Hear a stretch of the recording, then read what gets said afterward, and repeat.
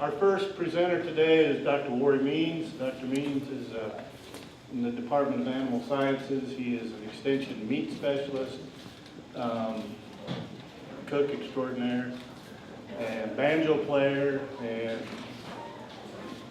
really a good person, despite some of the He's going to talk to us about food labels and what's on food labels. So, Warrie, thanks for being here. Thanks, Doug. I love my job. I get to talk about food all the time. And my audience always knows something about what I'm talking about because I'm talking about food all the time. So Doug asked me to come and talk a little bit about labels. I gave this presentation a while back in Laramie at the fairgrounds. And labels, we all read food labels. Maybe we don't understand all of it, but here's a little background on food labeling. The label regulation is basically three different major entities, two entities and another act. The United States Food and Drug Administration, or FDA, regulates food, drugs, mechanical devices, radiation-emitting products, animal and veterinary products, cosmetic, tobacco products, but we're going to talk about food today. The United States Department of Agriculture, USDA, Food Safety and Inspection Service, they regulate labels on meat, poultry, and egg products, not other food products. That would be FDA. And then fish also is FDA. The Nutrition Labeling and Education Act of 1990, or NLEA, there's been a few updates to that, but we'll talk a little bit about that because that's the nutritional information that's on your food label. First, we're going to talk about the FDA and what their requirements are for food labels. And a lot of these overlap. One requirement they have is placement of the label. So there's two options. You can place all of the label statements on the front label panel, or the PDP, the principal display panel, or you can place certain specified statements on the PDP and other information on an information panel immediately to the right of the PDP. And I forgot to bring my box of Cheerios, but if you look at a food product, you could use a bottle of water maybe, and you look at the main label, then immediately to the right is the other information. And in this case, it would be the nutritional label. So every food product must have the main label, and then to the right is the other information that's with the label. Okay? There are some required label statements and some alternate PDPs. You need to tell what the product is, the name of the food. You need to have a net quantity statement, how much of the product is there. Could be fluid ounces, could be pounds or weight ounces. There are requirements for the type size so that it's easy to read for consumers to read. If it's too small, it's like maybe you're trying to trick the consumer about some ingredient or something that's in there.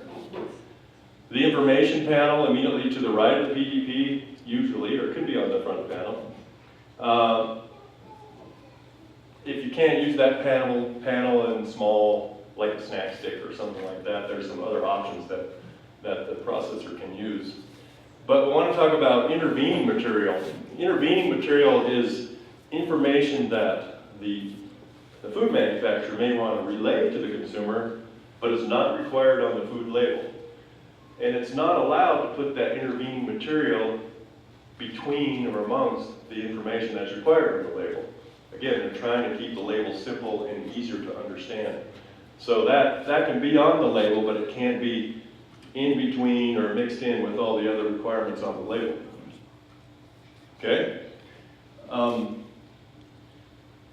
Required information, the name and address of the manufacturer, the ingredient list, and we'll talk about that a little bit later. The nutrition labeling, talk about that too, and any required allergy labeling. I have a list of allergens. Now, let's talk a little bit about the USDA and meat and poultry egg labels. They follow a similar format to FDA. There's some connection between the two entities in terms of labeling, but there's a few other things that are required on meat. Again, they require a product name, an inspection legend, handling statement, net weight, ingredients, address, nutrition facts, and we'll talk about some of these. Let's talk about the product name. You can't just make up a product name. There are things in meat industry that we call standards of identity, and they're available on the web, and there's a big list of those. And for instance, I have up here chili con carne or chicken soup. Those have standards. If it says chicken soup, it must have a certain amount of chicken in it. If it says chili con carne, then it has to have a certain amount of beef in it. Here's some other examples. Ham water added. If you add up to about 10% water to a ham, you can still call it ham. You lose that when you cook it. But if you add more water than that, you have to say it's water added. And there's another level, if you add more water than that, you have to call it imitation ham, so that the consumer kind of knows what they're getting. Hot dogs, frankfurters, they're just standard of identity, what that product is. So again, so that when we buy a hot dog, usually we know what we're going to get. Common and usual names, you can name a product like beef shoulder clod, a pork loin, beef round, beef sirloin steak. Those would be common and usual names for that product, and they're allowed to use those. You can't use some other names that maybe would mislead the consumer for that product. The name has to be truthful, descriptive, designation of the product. It needs to accurately identify that product. And there's also imitation food products, and those need to be labeled as such. Now let's look at the inspection legend. So the inspection legend, in order to market meat across state lines, it must be inspected by the U.S. Department of Agriculture. And each plant has an establishment number, and this is called a legend or a bug, and that would be on the meat product. So most of the meat products that you're going to see are going to have this inspection legend on them. A handling statement. This refers to, for instance, previously handled frozen for your protection. If the product has been frozen, you need to tell the consumer that it's been frozen. So you can't market it as a fresh product if it's been previously frozen. An ingredient statement. So the ingredient statement is required when there's a product has 2 or more ingredients. If we're talking about a beef sirloin steak, you're not going to see an ingredient statement because the only thing in there is beef. Okay? Ingredients must be declared by their common or usual names, must occur in descending order of predominance by weight, and that's very important.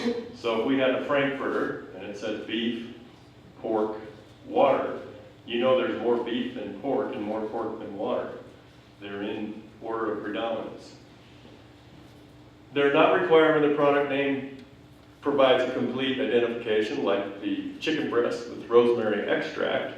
So that has more than one ingredient, but the second ingredient is in the name of the product there. If there's ingredients at a level of 2% or less, you can say the following occur at 2% or less and list those. And sometimes that's advantageous to processors because they may flop around a little bit in the product in terms of which one is predominant. There are some specific regulatory definitions for spices, flavors, natural flavorings, and you'll see those on labels. But some spices, some flavorings must also be shouldn't eat all those cookies, I guess.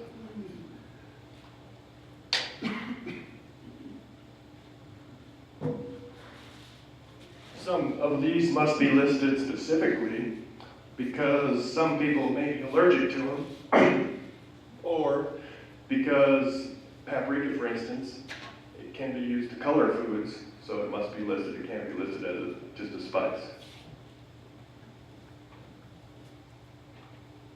So here's some labels. Let's look at this one. Pork, water, corn syrup, less than 2% of the following: pork broth with natural flavorings, salt, dextrose, monosodium glutamate, flavorings, BHA, propylgallate, citric acid. The first one, I'll just do the ones we can see pretty good. Oh, here's one of my favorite foods. Can you tell me what this is? Cream, milk, non-fat milk, sugar, corn syrup, vanilla extract.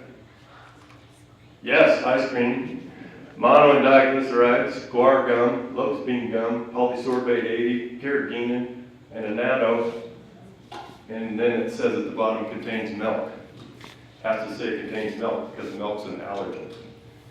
Okay? Anybody have any questions on what any of those things are? Because I hear a lot from consumers. I don't want to eat anything that has something in it I can't pronounce. Propylgallate is a, well, we have the mono and diglycerides, which are, they're emulsifiers. They help the fat stay emulsified in the water. Polysorbate 80, locust bean gum, guar gum, those are, oh, you're on this table down here. Those are natural extracts of plants that help in the melting characteristics of the ice cream. Down here we have BHA, butylated hydroxyamazole, propylgallate, and citric acid, and those are to protect the flavor. BHA is an antioxidant, propylgallate, citric acid are different types of antioxidants, some fat soluble, some water soluble, to help protect the flavor of that. I think that's a pork sausage product, fresh pork sausage. Okay? So I read labels all the time. Here's one: cured with water, sugar, salt, sodium phosphate, sodium erythorbate, sodium nitrite. We'll talk a little bit more about that in one of the next slides. In fact, we'll talk a little bit more about that in this slide. Here's a habanero green chili, all natural, no artificial ingredients, minimally processed, gluten-free, no MSG, no nitrites, chicken raised without end hormones product. And if you're one of my students, you know I have some things on labels that give me heartburn. And I want to point out a couple of those here. What's that? The green chili? Yeah. Not that. I mean, mental heartburn. Yeah. Okay. So this is a pretty good product. An andouille sausage is pretty nice product, a high quality product. But there's some things on here that irritate me. And here's the nutrition label. We'll talk about that. But here's a list of ingredients. This is a list of things for marketing the product, and consumers are looking for some of those things. Gluten-free. Where do you find gluten? In wheat and some other cereal grain products. It's a protein, a plant protein. Are you going to find it in meat? No. You know why? It's like putting cholesterol-free on corn oil.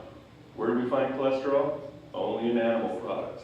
Are you going to find it in corn oil? Never.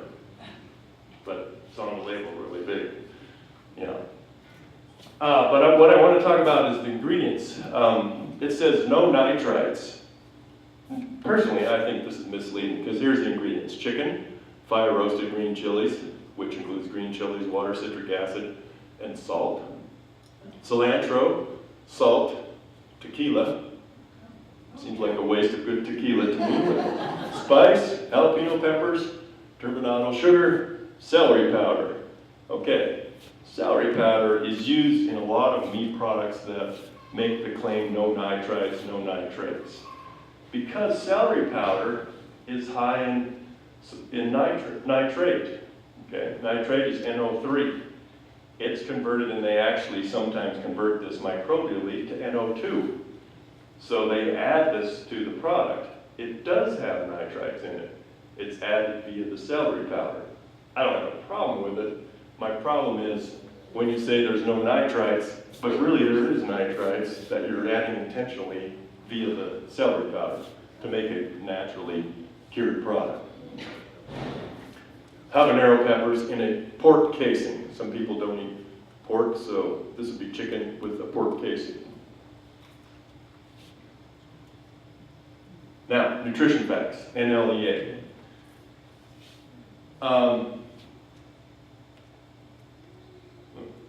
Safe handling instructions, I guess we're going to skip to that. Safe handling instructions are required on meat products. They tell you to keep the product refrigerated, they tell you to cook it to the proper temperature, they tell you how to thaw it, no leaving it on the counter overnight and all day the next day is not a proper method to thaw the product. And you'll see this kind of a label: keep refrigerated, frozen, thawed, refrigerated, or microwave. Keep hot foods hot, refrigerate leftovers immediately. Keep raw meat and poultry separate from other foods. Wash the working surfaces, wash your hands, cook thoroughly. All this on the label for meat products. How many of you read that? So I thought, oh, good, 2 people do read that and follow it. Right, yeah, good. Okay? Now let's talk about the NLEA. There's 14 mandatory nutrients originally. They added trans fat as a requirement, so now there's 15 mandatory nutrients. In my food science class, we have to memorize all those nutrients. Here they are: calories, calories from fat, total fat, saturated fat, trans fat, cholesterol. And I like to group them in this way so that I can remember all 15 when I group them like this. Total carbohydrates, dietary fiber, sugars, protein, vitamin A, vitamin C, sodium, calcium, and iron. Why are these the ones that they chose? Anybody know? Why did they choose calories and calories from fat?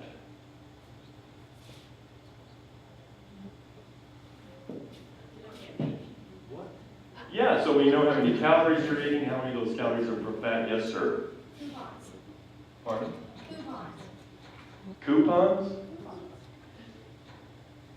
You're throwing me for a loop now. No, not coupons. Okay? And people want to know how much fat, how much of that fat is saturated. There are dietary guidelines referring to total amount of fat, to saturated fat, and now to trans fat, and to cholesterol that you consume. Total carbohydrates, if you're diabetic, you may want to avoid foods or limit foods that are high in carbohydrate, and especially sugars or readily utilizable carbohydrates. Dietary fiber is good for your bowel movements. Protein, everybody needs protein. It doesn't tell us the quality of the protein. Vitamins A and C, calcium and iron, those are most commonly deficient in the American diet, and Brenda is going to talk about vitamin D. And we may see, if we see another thing put on here, I suspect it would be vitamin D. Maybe. I don't know if they're going to do that or not. Sodium, because we maybe want to limit intake of sodium. Now you can add more. If I were to remember my box of Cheerios, and you look at the nutrition panel, there's lots more vitamins and minerals that are added. You can add more, but you must have these. I just said that, and I'm looking on this water bottle, and it has serving size, amount per serving, calories, total fat, sodium, total carb, protein. That's all it has. It has 0 calories, 0 total fat, 0 sodium, 0 carbs, 0 protein. Why doesn't it have all 15? Right, because there's 0, there's nothing in here. It's just water, okay? And they wouldn't even have to have the fat, the sodium, carbs, the protein, except for that's helping to market the product maybe, that there's none of those in there when people are looking for that.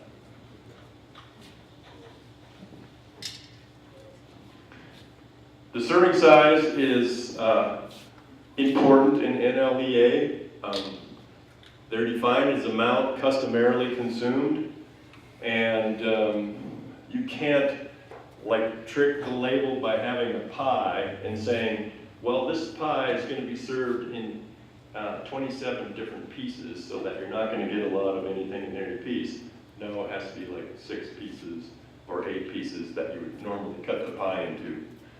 Acceptable serving sizes, cups, tablespoons, teaspoons, number of pieces, permitted fractions, and they did these by doing surveys and seeing how much of a product people are going to consume. Some of these large bottles of soda, they're 2.5 servings. So if you look at the label's for 1 serving. But most people that buy those drink the whole thing, so you have to multiply everything on the label by 2.5. Here's some labels. So I did bring my Cheerios in this form. You can see that there's lots more ingredients listed here, nutrients listed. This is, I think, ramen noodles. Used to be the mainstay of the college kids' diet. Not so much anymore, I think.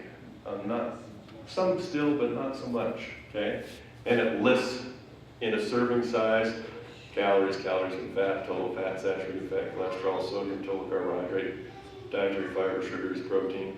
You see, this is an older label because trans fat isn't on here. There's some exceptions. If you make a nutritional claim, if it says high in calcium, it has to have greater than 20% of the RDI or the DRB of calcium. It says good source, then it's 10 to 19%. It says more than regular product has to have 10% of more than the regular product. And you can see this, a good example is orange juice that has calcium in it. Then, depending on what claim they say, high calcium has to have more calcium than 20% more. There's other claims, and those are defined also. Sir? Yes? Why don't they just put the percentages on the bottle so we don't have to memorize these things as a consumer? Percentages of like calcium? When you said good, better, Oh. best, or high, good, more, I mean, Well, you would find those here. This is percent of the daily value of your intake. So total fat, one serving provides 18%. Let's go down here to dietary fiber. One serving provides 8% of what's recommended that you consume. So they would be on the nutrition label. If you look at the Cheerios, you see, and sometimes they do this with milk and without milk, that they like to provide, in a lot of cases, 100% of the daily value of some of those nutrients. So you have to look on that label to find it. Good question. Okay? So these are the entities then that regulate labeling. That's some of the background on labeling. Food allergens must also be on the label. There's animal-derived fish, crustacean, shellfish, eggs, milk, plant-derived peanuts, tree nuts, soybeans, wheat. If it has those in there, it must be listed, just like the ice cream said, contains milk, because that's an allergen, and some people are looking for that. Organic labeling, we can have products that are labeled with organic labels. It's overseen by the USDA organic requirements. Country of origin labeling, or cool. We had it.